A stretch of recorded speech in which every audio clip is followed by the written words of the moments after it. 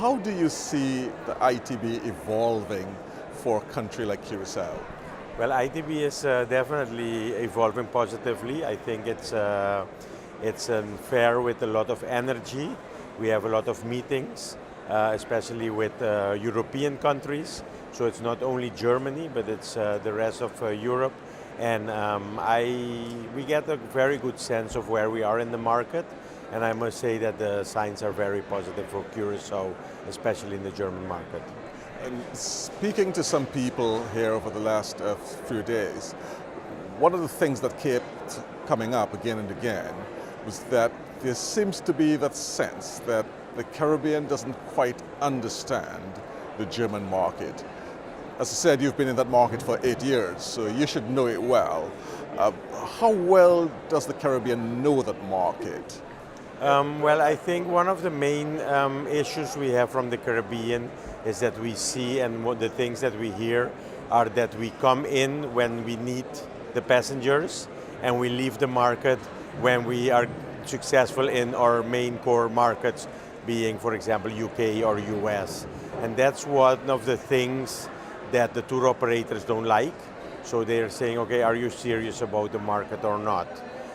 That's, I think, one of the advantages that the islands that are successful in the German market is because they've been here for about 14, 15 years and are committed to the market, are really trying to get airlift because the main component and the things that we have been talking about is airlift. The only way for us to continue to grow in the German market is for us to increase airlift, and that's where our focus lies. So I would say to the other islands, I think that the German market is a very good market. These people are willing to spend. They're a country with a very stable economy, a very stable government. So, and with 85 million Germans with a lot of capital to spend, it is a very, very good market. So be serious about it, be committed to the market, and you have to take it one step at a time. And for those that are in the market like you, how do you maintain that relationship and continue to be successful? Well, it's a lot of, like you said, it's a lot of partnership.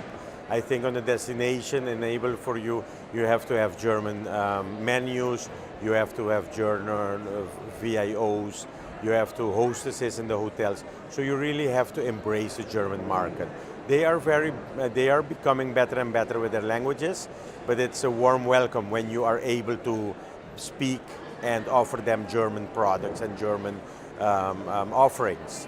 So I would say that's one of the first things that I would suggest and what you should do. The second thing I think is that we need to learn from the other countries. I think that the German market is very conservative. The tour operators are conservative, so we have to really push them to think out of the box, to do different things, and that's the way I feel that the Caribbean can really increase their market share in the German market.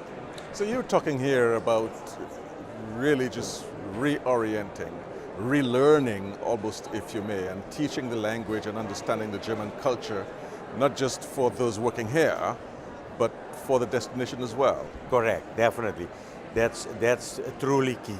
Because as I said, they are becoming better in English, but it's always a warm welcome when the islands can embrace them, can welcome them in their language, and it makes them feel more at home, and that's basically what we are in the Caribbean.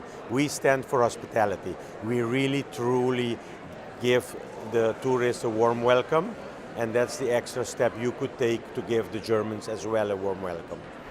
And how well are you doing as Curacao in the German market?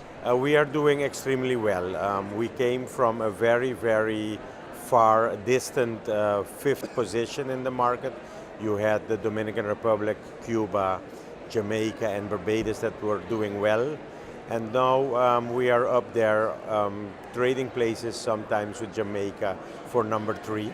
So I would say with an island that has less airlift than Barbados and Jamaica, but being up there with them trading for number 3, I think we've done quite successful, and we want to even double the market even more. So for us, we want to be in 3 to 5 years, we want to have the double number of Germans that we have today.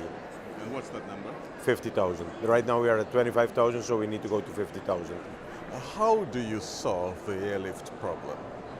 I think it's all about partnership. I think one of the things is what we've seen is as we've been truly investing in this market heavily for the past 6 years, as we've come to the number of 25,000 Germans, you see that now the airlift is coming to us and is offering us their services because you're seeing a shift from Cuba. There was a hype for Cuba in 2015. This has, or it was actually in 2016. Yes, there was a hype for Cuba, and this is stabilizing in 2017. So airlines are looking for other alternatives, and it's easy when you have airlift to a destination that is not really, doesn't have that much airlift, there is no much competition, so that makes it lucrative for the airline to fly there because then they can get a good yield as well. On a personal basis, you're saying goodbye not just to Germany, but to Curacao Tourism Board? Yes, it's been after 9 years of doing this and really truly going against a stream of positioning Curacao in this market and then now globally. It has become time for me just to take a step back, to orientate myself, enjoy some of this beautiful tourism where we're in, so go and enjoy it for 2-3 months and then reorientate myself and probably come back in the private sector.